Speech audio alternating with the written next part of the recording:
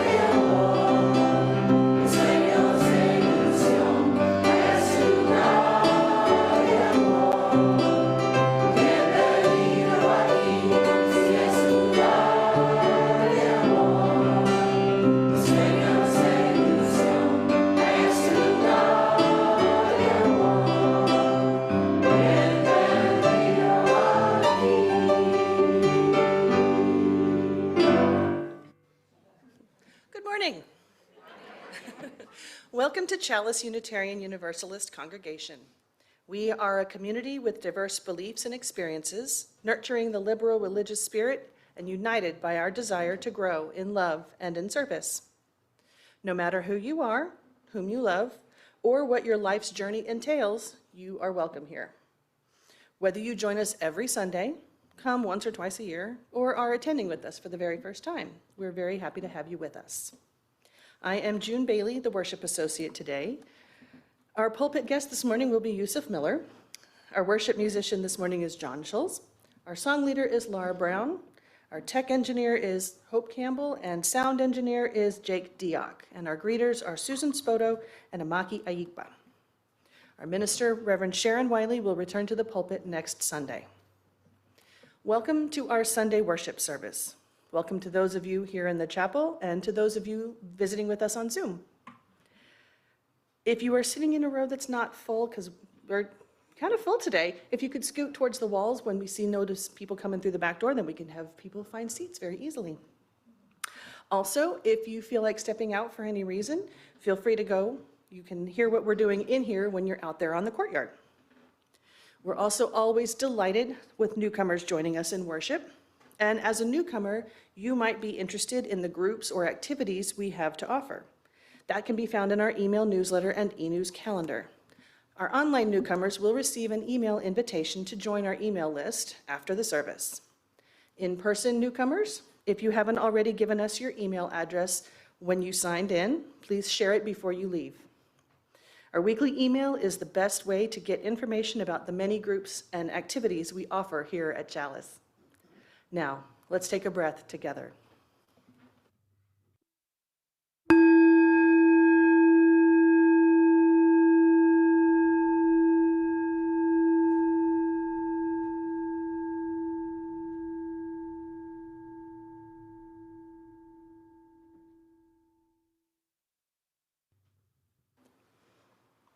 As we settle our souls into worship, we acknowledge Indigenous peoples with these words from Chief Seattle, a leader in the Duwamish and Suquamish peoples. Humankind has not woven the web of life. We are but one thread within it. Whatever we do to the web, we do to ourselves. All things are bound together. All things connect. Now we light our chalice, the symbol of our Unitarian Universalist faith. I'd like to invite Jessica Scholes forward to light our chalice this morning. Our chalice lighting words come from Reverend Molly Brewer. My beloved people, I cannot pretend, and so I will not tell you that everything is okay right now, that there is no reason to be angry, that you must be optimistic or at peace. I cannot pretend these things, and so I will not tell them to you. But now our chalice is lit. And all I ask in this moment is that we remember the words of Rebecca Parker. There is a love. There is a love holding us. There is a love holding all. By the light of our chalice, let us rest in this love.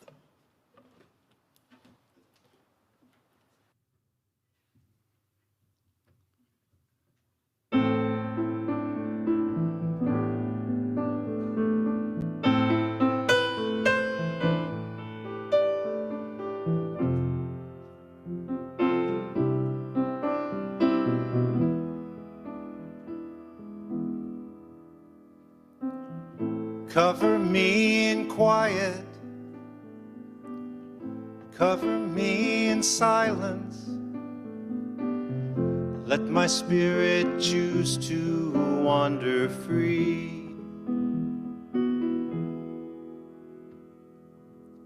Cover me in solitude, cover me in stillness. Me a chance to shake off life's debris. Cover me.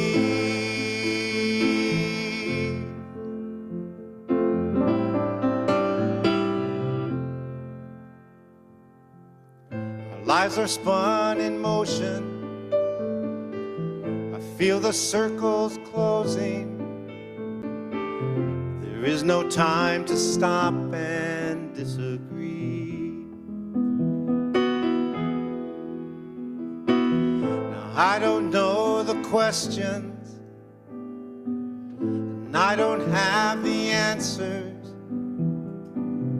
I only bring one solitary plea. Cover me.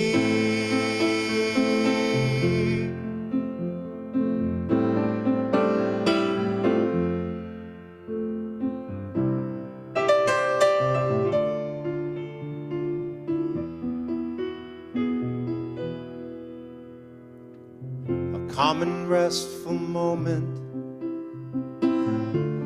a space I can call my own, just a chance to find tranquility. Now I'm not trying to lose you, please don't think me selfish. I need to find a place for me to be.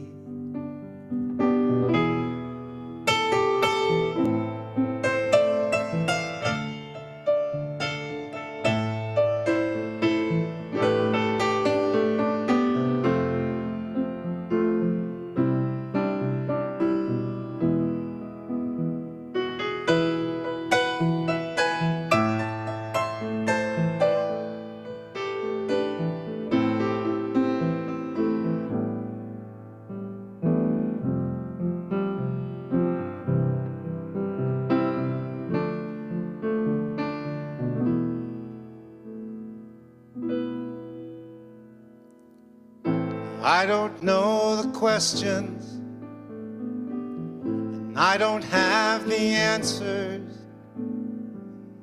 I only bring one solitary plea.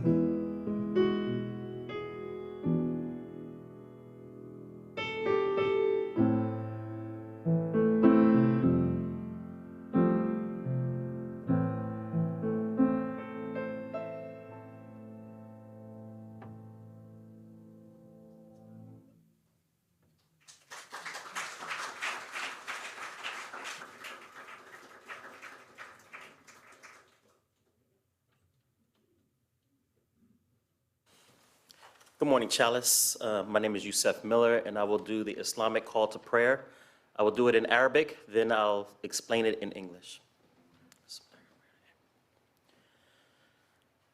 Allahu Akbar, Allah Allahu Akbar. Allahu Akbar, Allahu Akbar. أشهد أن لا إله إلا الله. أشهد أن لا إله إلا الله. أشهد أن محمدا رسول الله. أشهد أن محمدا رسول الله. حي على الصلاة. حي على الصلاة. حي على الفلاح.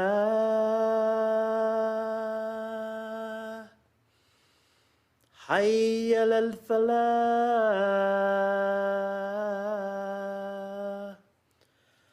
الله أكبر، الله أكبر. لا إله إلا الله.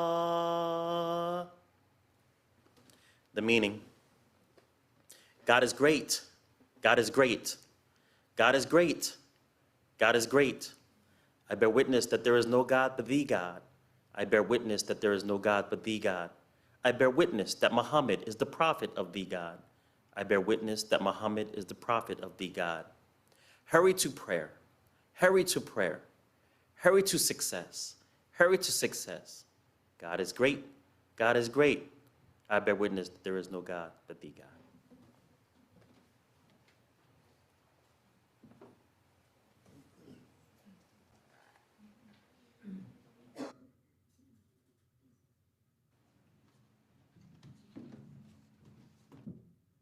I invite you to remain seated as we sing our hymn of the month, Love One Another. And we are singing the same hymn every Sunday in the month of May to get to know it a little better. And if you've been here any of the past couple of Sundays, you know that this is a three-parter. And this is the third Sunday in May, so we're going to learn part number 3 today, as well as review the first couple of parts. So let's start with part number 1. Part number 1 is the drone. I'll go over the words. Let us love, let us serve, let us honor one another. Let us love, let us serve, let us honor one another. Oh yeah, let us honor one another, yes. Don't forget the yes. Yeah, so maybe let's practice that. Yeah. Let us love, let us honor, let us serve one another. Yes, oh, let us love, let us serve, let us honor one another. Yes. Yeah, you got it. That's good. Okay, so we learned the second part last week, and this is actually the melody, and the words are love one another, serve one another, honor one another as equals hand in hand, then love one another, serve one another, honor one another. That's how we understand. Okay.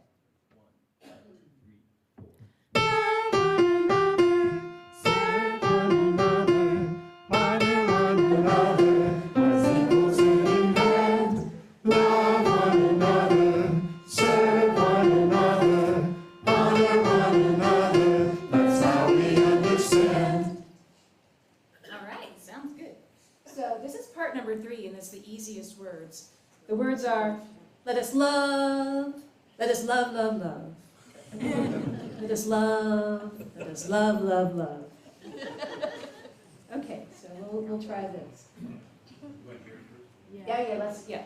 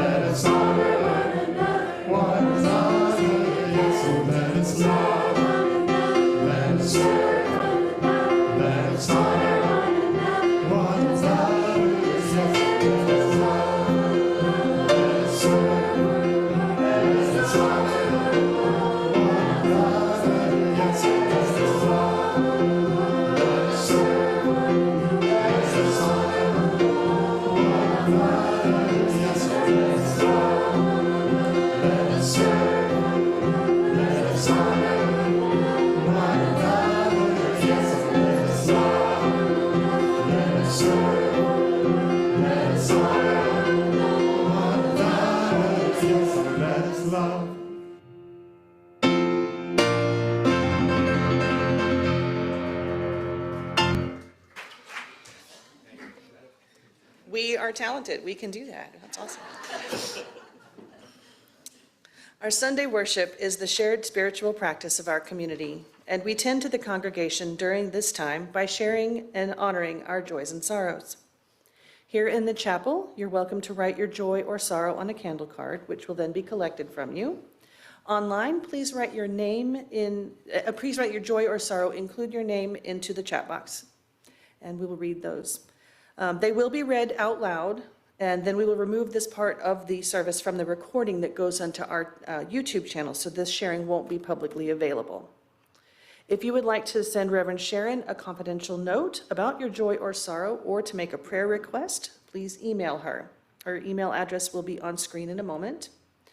Please enjoy a little music while you write down what you would like to share, so that in the sharing, your burden is lessened and your joy is multiplied.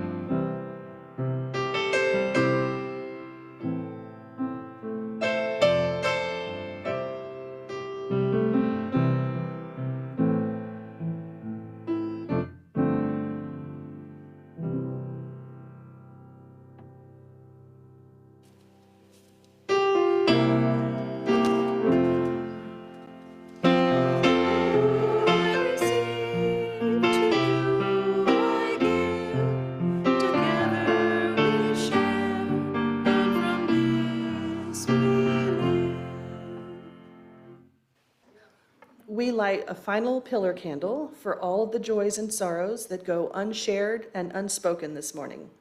These two are held in the love and support of this community. And now we invite the children and anybody else who wants to come forward to hear a story.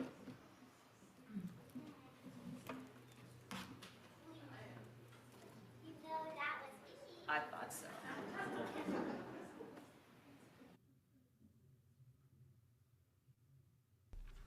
Our story is called Love is Powerful, written by Heather Dean Brewer and illustrated by Lee Win Pham. This story is based on a real event that happened at the 2017 Women's March. Mari spilled her crayons onto the table. They made a messy rainbow. "What are we coloring, Mama?" she asked. Mama smiled. "A message for the world." Mari ran to the window and pressed her nose to the glass. Far below, people walked in different directions. Buses, cars, and taxis honked and grumbled down the busy street. Mari asked, "How will the world hear?" "They'll hear," Mama said, "because love is powerful." Mari climbed onto her Mama's lap. The crayon smelled sharp and new. Mama used one to write some letters. Even though Mama's words stretched across the poster, they would be too small for the world to read, Mari thought. Mari picked up a crayon. As she made her own sign, she imagined her friends in their apartments across the city. Grandma and Grandpa a plane ride away, and all the people in other countries. Mari wondered, how will the whole world see our message? Mama hugged her close. "They'll see," she said, "because love is powerful." Mama handed her a coat, and then they both laced up their shoes. Mari tucked the posters under one arm and held Mama's hand with the other. They slipped through the elevator doors. Down, down, down they went, all the way to the lobby. Mari hopped onto the sidewalk, then stopped and looked up. The street was packed with people, more people than she'd ever seen in her entire life. Mari tugged on her Mama's arm and asked her to kneel down. Then she whispered in Mama's ear, "Mama, it's so loud, and there's so many people. They won't hear our message." Mama said, "They will, little Mari." Mama lifted Mari up, and for a moment she felt like she was flying. On top of Mama's shoulders, Mari could see the crowd swell for blocks. Hundreds and thousands, even hundreds of thousands, of people marching down the street. Some held signs like Mari's, all saying different things. Everyone cheered as they walked together. Mama joined them. Mari bobbed above the crowd like a canary fluttering over trees. She felt as tall as one of the buildings. Mari raised her sign for everyone to see. Even though she was small and the crowd very big, so big she didn't think anyone would hear, she called out her message, "Love is powerful."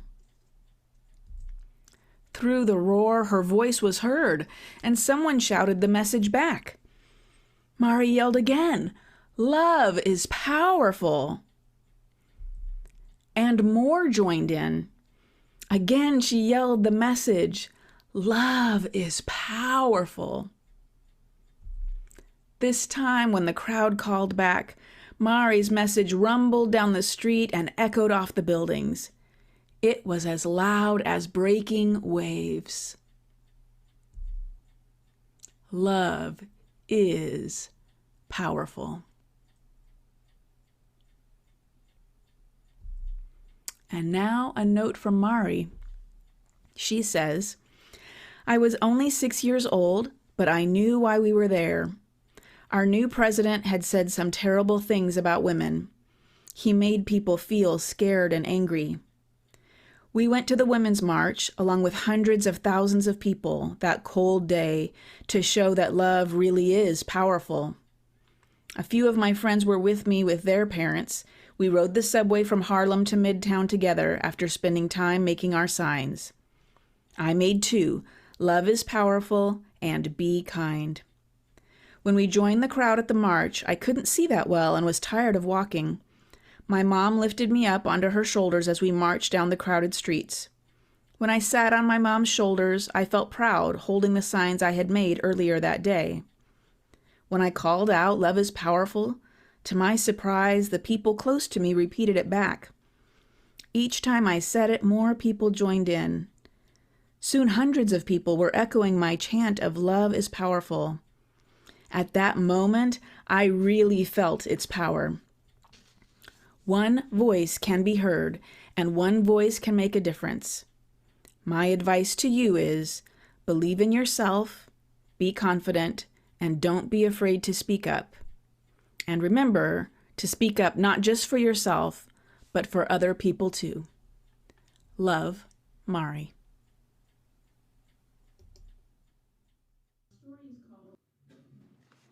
As the children leave for their classes, we join in singing.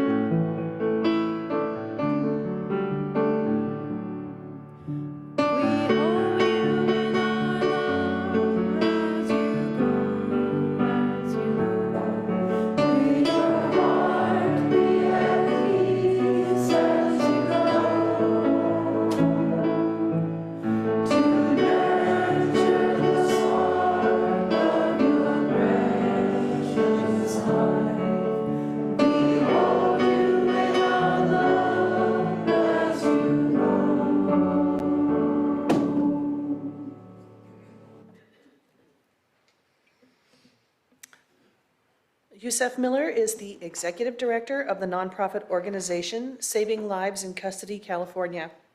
He is also the executive director of North County Equity and Justice Coalition and founder of Mosques Against Trafficking. He is currently a board member for Interfaith Community Services.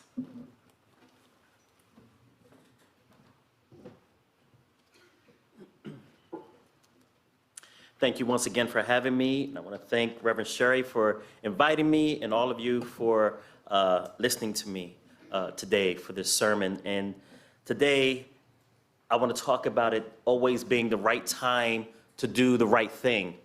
And oftentimes, that inspiration we need to do the right thing, sometimes it doesn't come from a good or righteous person. Sometimes it comes from a tyrant.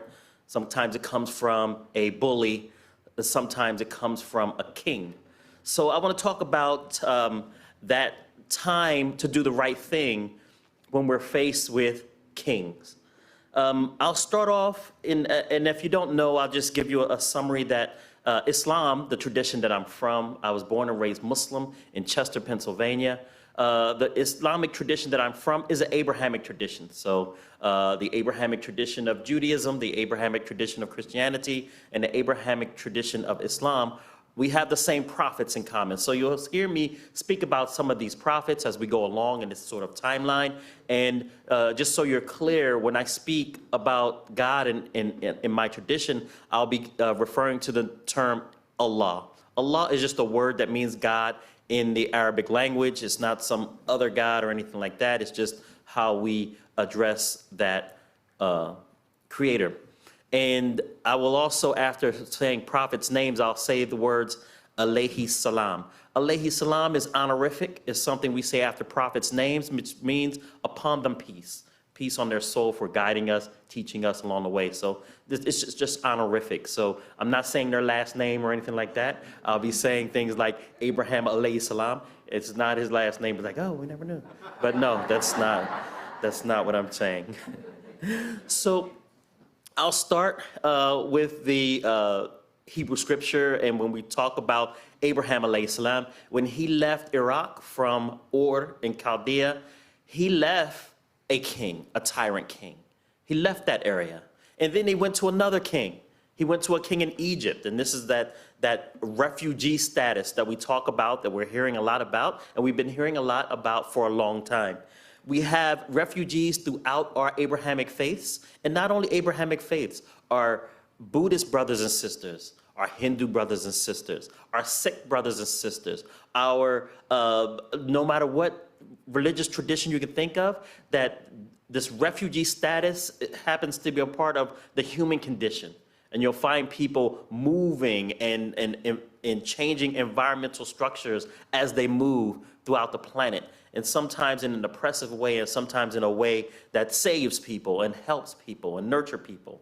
So the prophet Abraham alayhi salam, he went to Egypt as a refugee, fleeing famine, as a matter of fact. And he went there, and he, on his way out, he received riches and things like this from that particular king, who was not the best king, but you know, he was far from the worst king ever. So we see this situation where you have a righteous person in the face of either famine or movement in the condition with a king.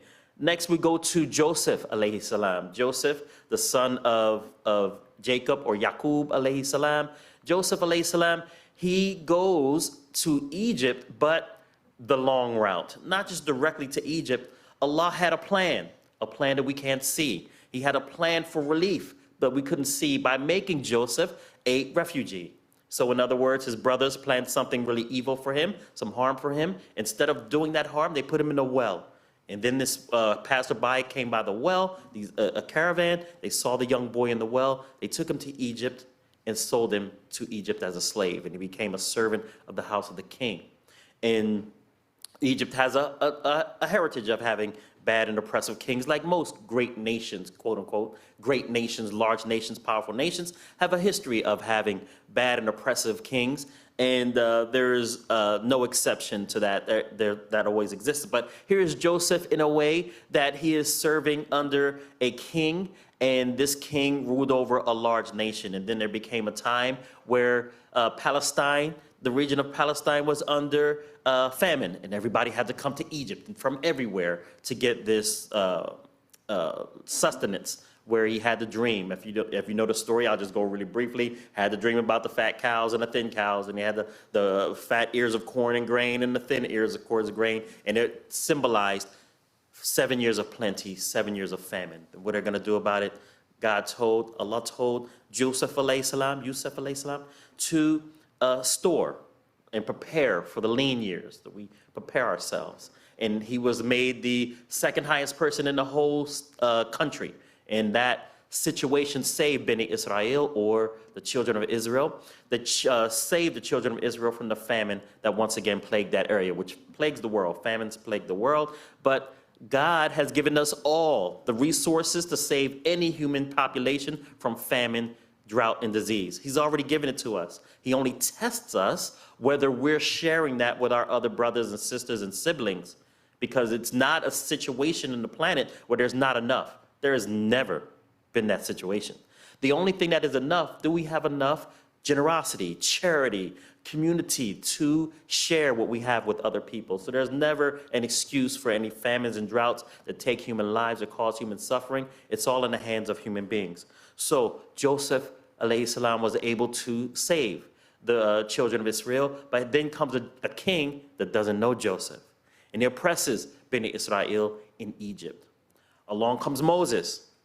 Moses comes, and he's under a tyrant king as well, a tyrant king that's trying to kill Beni Israel, harming the children from a prophecy. And this tyrant king, you could think of a tyrant king trying to harm children. It's just the most awful thing that you can think of. But here's this tyrant, and he's doing these things. His Moses' mother makes him a refugee. She has to save his life, puts him in a boat, sends him down a river of the Nile River. And I know people talk about the Nile River. It's not like a creek or anything, right? We know it's a huge river, one of the largest rivers on the planet Earth, and the only river, if you didn't know, that runs from south to north. It's the only river in the world that does that. But it's huge, huge, right? Crocodiles, snakes, hippos, a lot of people, hungry hippos. I learned that when I was a kid about hunger, and it was cute. It was cute, but hippos are the most dangerous animals in the wild kingdom. So here's this faithful mother putting her son into this raft, and then becomes a refugee as well in the house of a king, which the king at the time was a tyrant at the time.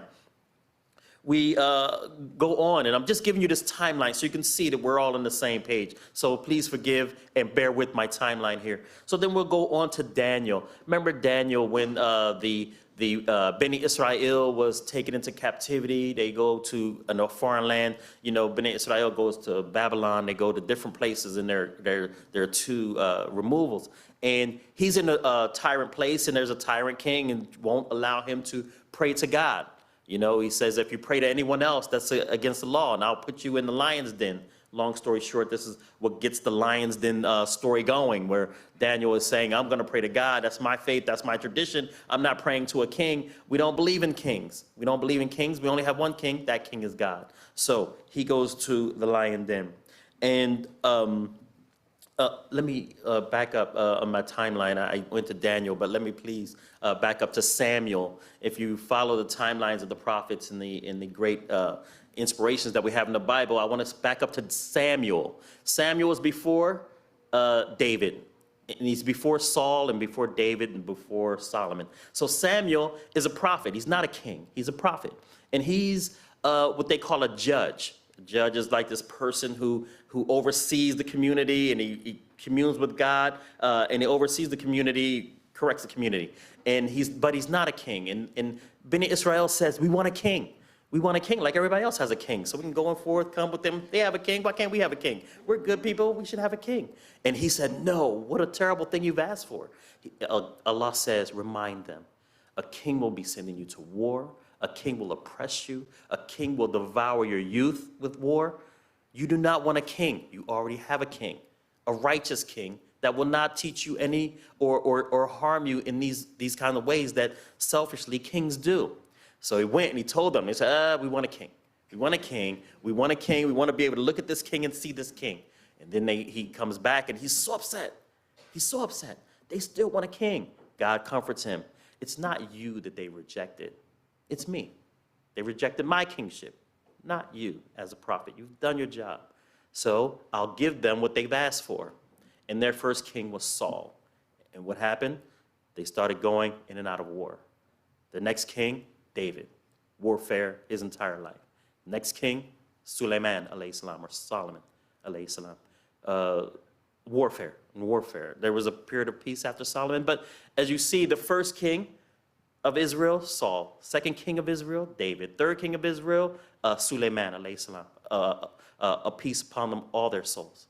So we see that this is the rejection of our heavenly king, our heavenly guidance, our guidance from a righteous perspective versus the earthly king.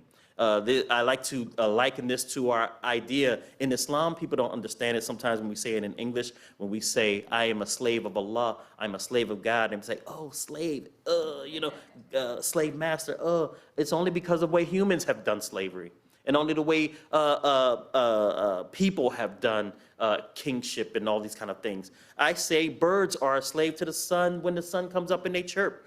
They're a slave to that, but we don't think negatively. So when we talk about these things, kinghood is not necessarily in itself evil, but people have a capacity to ruin even the most benevolent things and the most beautiful things. So here we are, back in our timeline, and we're moving forward. We see that after Samuel, they become kings of Israel. And as we move down the line, I'm going to jump all the way to our beloved prophet, Jesus alayhi salam. And Jesus alayhi salam, he is also on the run from a king, a tyrant who wants to kill another prophesied savior for Beni Israel. And he runs to Africa. Africa is always in these stories, right? Egypt, as we know, is in Africa, right? So Africa is always in these stories. So Abraham alayhi salam went to Africa. Moses, Africa, born and raised in Africa. Yusef alayhi salam had to go to Africa. Daniel went to Babylon, but Jesus had to go to Africa. A lot of Africa is in this place. So he had to run to Africa to save his life. And later he also went to Africa again, to Egypt, to his family in Egypt. And then 700 years later, Muhammad, peace and blessings be upon him, my prophet, the prophet that my tradition is based off of, also became a refugee. The Muslims at the time had to become a refugee from the chiefs of Mecca, and they had to go to Africa. They went to Ethiopia, where there was a good king this time, right? So now we finally get a really good king. This king saved them. He was an Ethiopian king. Christianity has been in Africa since the time of Jesus Christ, alayhi salam. Egypt and Ethiopia have been Christian for 2,000 years, for 2,000 years. So he's there, and there's a Christian king, and a Christian king protects the Muslim community. So a lot of people think Muslims are anti-Christian or Jewish or anything like that. It has nothing to do with our faith tradition. A lot of these things are tied up in the modern issues and conflicts, but it has nothing to do with the faith tradition. So they go there and they're saved, excuse me, then they come back, and then the rumors that they were saved were not true. So then they had to flee again from Mecca to Medina. So they were refugees again, subhanAllah. So Allah is moving them around, and therefore in all of our traditions, we have a soft spot for refugees. We have a soft spot for refugees. As we move down the wheels of time, I'm going to move us into the Americas. And in the Americas, we're in the 1800s, and where the Civil War is brewing and percolating. And there's an internal refugees, of course, our refugees of our brothers and sisters of indigenous backgrounds, moving from their lands, from this land to that land. Lands are not their own tribally, but they're moved into other people's lands, and those people are moved over. They're shuffled around among their traditional lands, but in totality, I want to say that their lands have been removed and taken over. And there becomes another border, a border that I normally talk about before we get to the border issues of today. There was a border called the Mason-Dixon line. People heard of the Mason-Dixon line? It was the northern border of Maryland. And when you went past that northern border, you were in the north, right? So the people who were enslaved went to freedom in the northern states, which were above the Mason-Dixon line. Find out they had to go further than that. They had to actually go to Canada because of what was going on in this country. But that was a border. Now, why do I bring up the Mason-Dixon line? I don't bring up Canada border. I bring up the Mason-Dixon line to tie us into today. Now, during this Mason-Dixon line, if you were below the border and went above the border, going above the border was criminal. For certain people of certain complexion, it was criminal. So then what'd you have to do? You had to hide out in churches. You had to hide out with families. You had to hide out. And if you walk down the street, you're identifiably a criminal based on being above that border, based on the way you look, based on the way you dressed.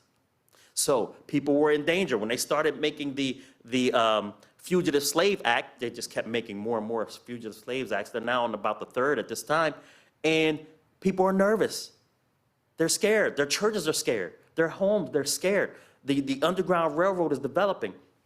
It has already been developed, but it's becoming more sophisticated. So the people are worried about being a refugee in the northern states, in the north, crossing this boundary line. And you could just be walking down the street, and someone can look at your complexion, arrest you, and take you into custody and transport you back to down south. But in the South, there were about 4 million people of African descent. In the North, there were 250,000 to 500,000 people of African descent. Not all of them were born in slavery. So you're walking down the street and you look away. They stop you on the street, claim you're a refugee from somewhere else, and just deport you back down south into slavery, which you've never have been, and your family for generations have not been enslaved. Why could they just do that? There was no, and we all know it, habeas corpus. There was no habeas corpus for black people. Habeas corpus, if you don't know, it means show me the body, right? Show me the, corpus, corporeal, our body, our corpus. Show me the body, which is evidence. Body is evidence. So show me the evidence. But black people couldn't defend themselves. It wasn't the law that they could speak up for themselves, So they had no habeas corpus going on there. So they say, you look like somebody who's a refugee from the South. We're going to take you and send you back and deport you without habeas corpus because we don't care. Basically, you're not part of us. You're not one of us. We don't love you. We don't care about you. You can go whether you're of that condition or not.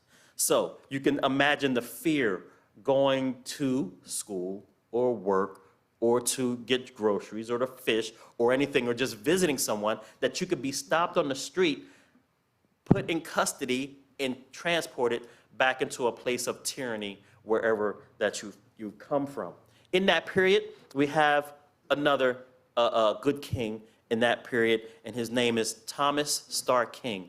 Thomas Starr King was a UU minister, Unitarian Universalist. I know, I see some faces smile when I said Thomas Starr King. You didn't know I was going in that direction, but here we are, right? So we did these kings, we get to this Thomas Starr King. Thomas Starr King was one of the greatest proponents of abolition here in California. He was a UU minister here in California, and he raised so much money for the abolitionist fight. He was a high, outspoken person. As a matter of fact, he's one of the greatest spokespersons for abolition outside of Frederick Douglass and some of the other well-known people. He was also as great as that, traveling around raising money for the abolitionary fight. So this king understood that we are all servants of God. We all are not servants of men and women. We are servants of God, and we should treat each other like siblings, the way we're supposed to. But he gave his life to that. He toured all the time, and it was even said while he's giving his speech. So you can imagine, let's say, if I'm standing in the position of Thomas Starr King, and I'm telling people, look, you need to look out for your brothers and sisters, no matter what race they are, no matter where they come from, what their origin, we're all human, and we're all God's children. And in the audience, people are sharpening their knives. They're just got these stones, and they're sharpening knives. And he still stood there and gave his sermon. I would have been cracking my voice. I would probably needed a sip, you know what I mean? I'm like, well, yo, you know, so. But Thomas Starr King was convicted to the right thing to do at the right time. That was the time. There was no other time. He had to do what he was doing. He actually passed before the Civil War was over, and he never got to see all of it come to fruition, but he just traveled around, and the money that he raised, California was rich in gold and everything, and the money that he raised and caused people who were in California to send to the north to support this fight. So I thank the whole UU tradition for being in a part of a tradition of the right time and the right place. And there were others. As a matter of fact, there was a UU minister even 100 years later. When we go 100 years later, we're talking about the 1850s, 1860s, when we're talking about Thomas Starr King, Civil War. 1960s. Remember, from the laws that it took in the 1860s, it took 100 years for them to even be enacted of struggle. So in the 1960s, we have another king. We all know Dr. Martin Luther King Jr. So here's another great king. So here's this king, and he's marching and doing legislation, because a lot of us, like my beloved sister, Reverend Sharon, we have prayed together and worshiped together with our feet and our hands out in the community, down in San Diego, in Escondido, and other places on the borders. We've prayed with our feet, and we've prayed with our hands, and we've worshiped with our hands and feet. And Martin Luther King worshiped with his hands and feet. We got out of the brick and mortar. We went into the community and supported our loved ones, those people that we knew were being oppressed, and we stood by them. Dr. King did those exact same things, and he wasn't born out of a vacuum. His father, Martin Luther King Sr., was also that person.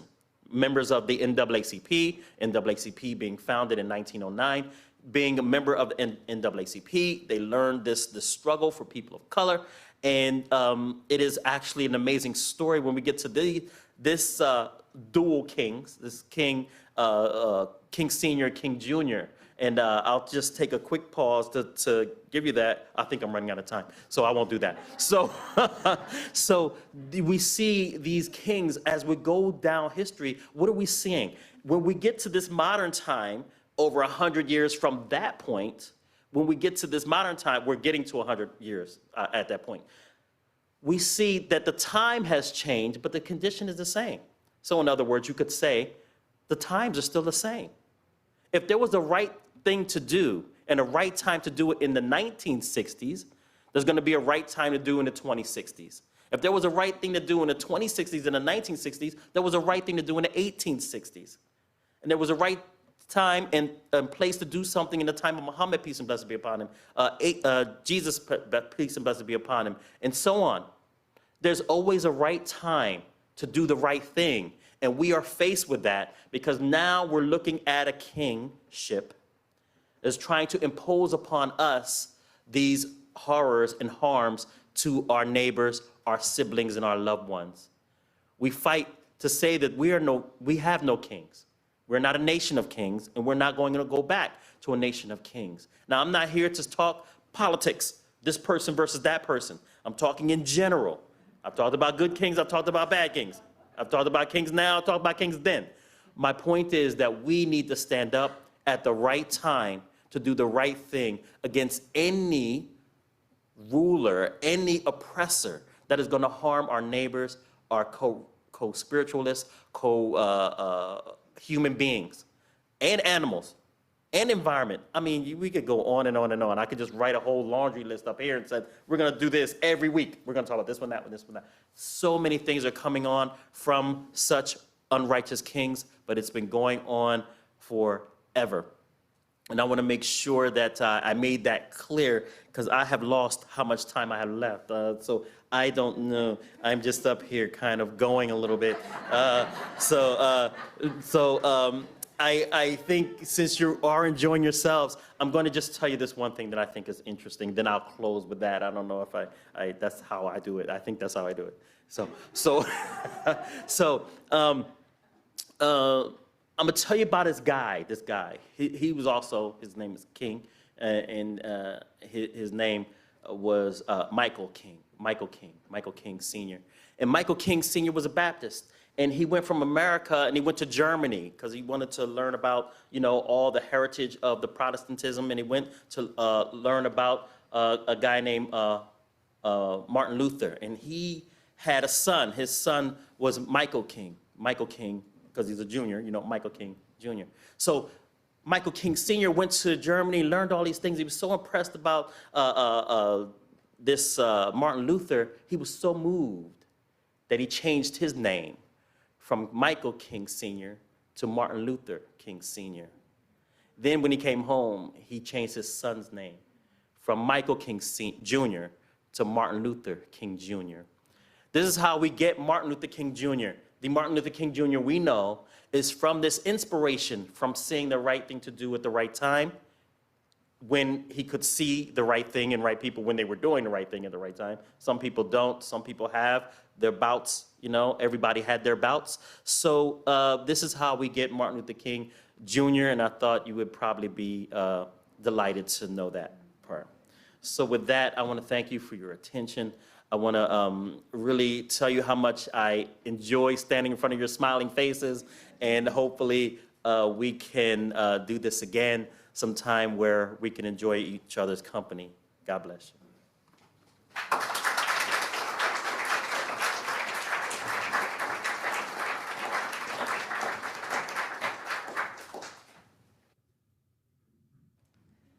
Please rise in body or spirit to sing hymn number 168 in the gray hymnal, One More Step.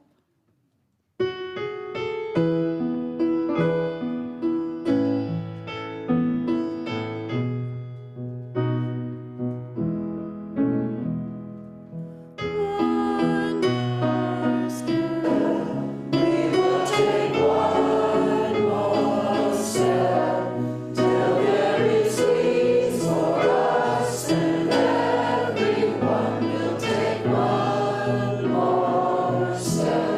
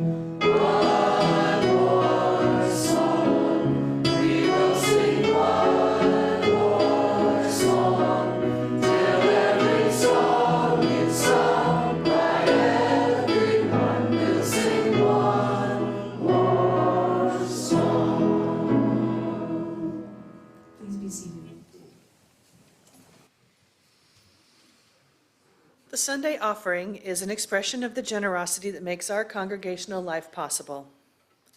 The Buddha said that no true spiritual life is possible without a generous heart. Generosity allies itself with an inner feeling of abundance, the feeling that we have enough to share.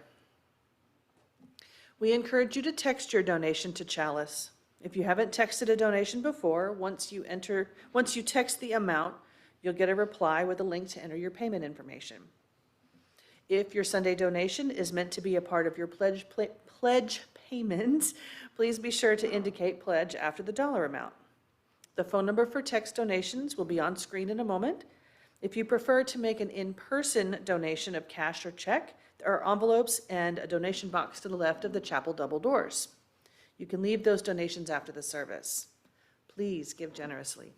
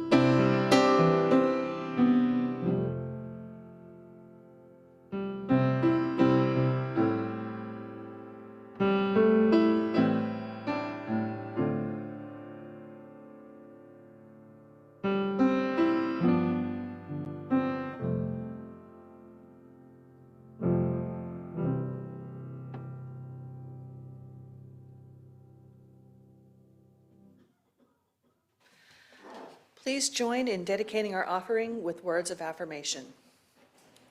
Let Chalice UU congregation, our mission is to inspire individual and communal spiritual growth.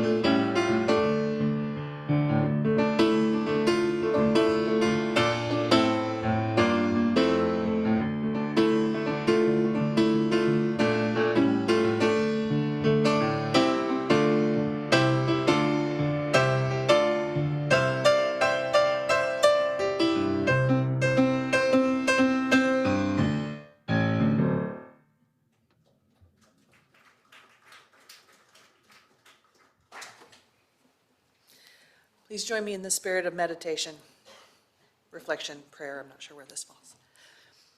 Ephesians tells us we are created to live lives that reflect divine love.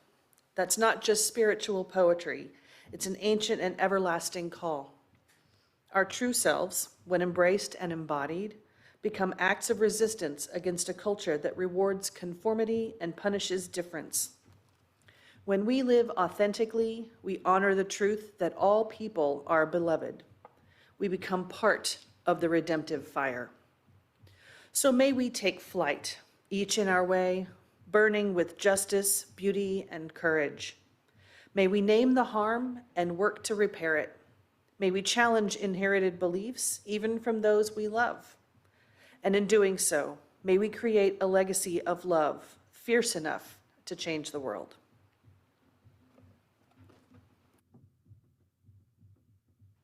Please rise and bow to your spirit to sing hymn number 1015 in the teal hymnal, I Know I Can.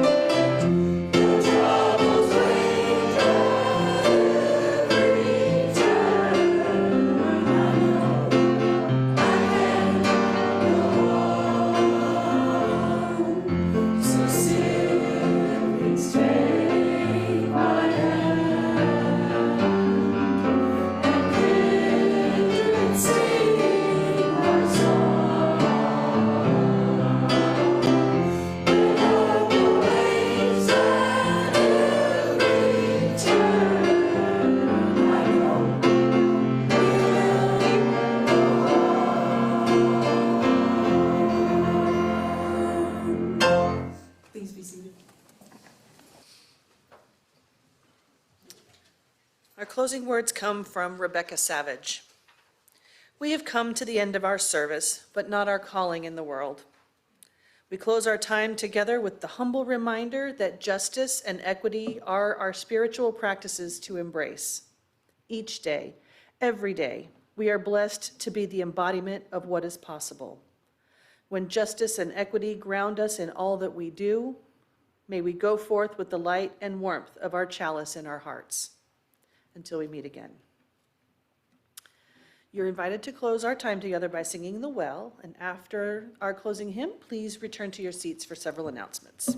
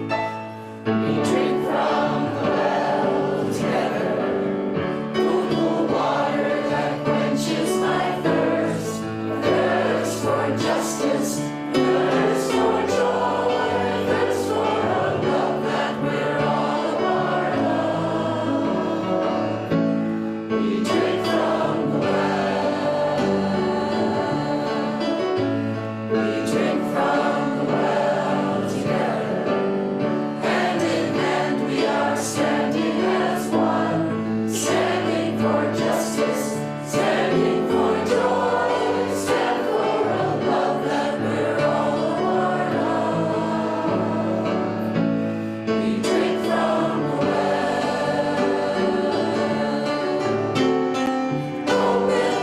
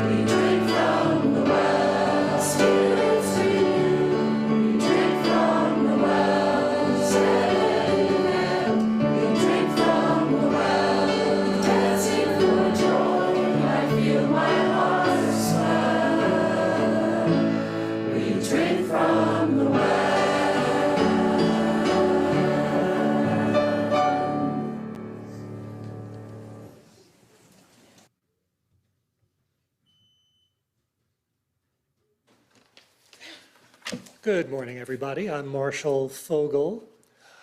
I have an announcement about Chalice's social justice team meeting, which will be a week from today, the 25th, at noon after coffee hour in the Rainbow Room.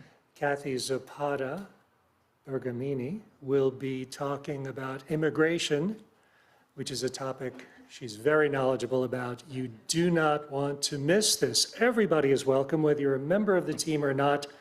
Please come and support Kathy because, as you know, she's a very hesitant speaker and requires support from all of you. I also want to mention that Paul Cartwright has a delightful selection of protest signs suitable for your living room, bedroom, boudoir, whatever.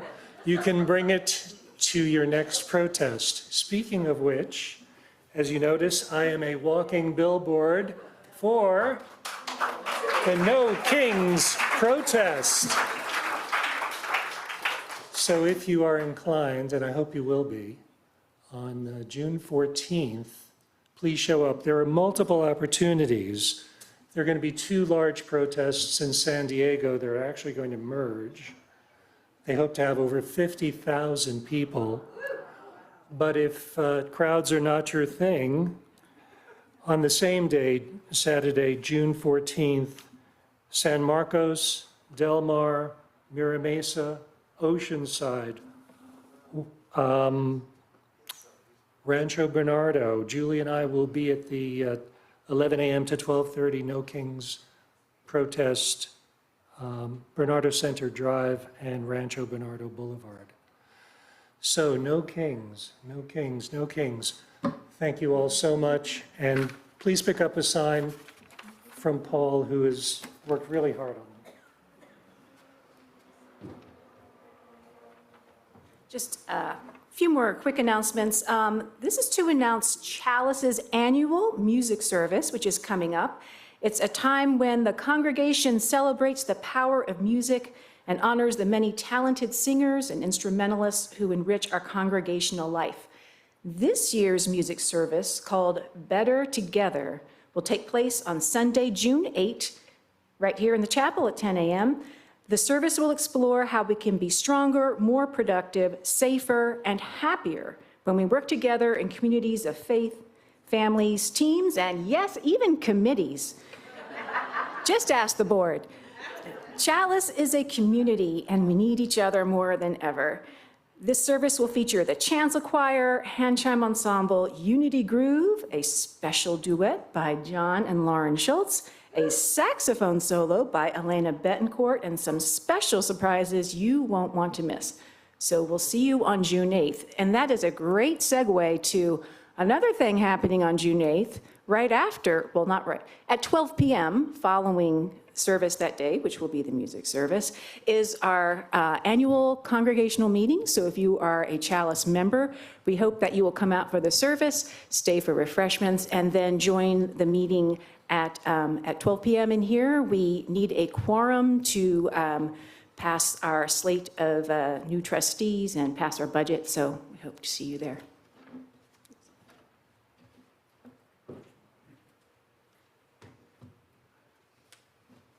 I'm here to remind you or inform you about the new afternoon book club. This discussion group welcomes readers of all backgrounds and who enjoy diving into fiction and nonfiction that inspire deep, thought-provoking discussions. We'll start meeting in June. We meet on the third Thursday of the month from 2 to 3:30 p.m. in the Yellow Room in the Hub, beginning June 19th. And our first book that we're reading is Lovely One by Ketanji Brown Jackson. That's her memoir. You can find a description of the book and my contact information. I'm Wendy. In the May previews, or you can contact me if you have any questions, or to get on the afternoon book club contact list. You can talk to me out on the patio, on the courtyard, if you want to get on the contact list. Thank you. Our social hour will begin in a few minutes, online at the same Zoom link and in person on our courtyard.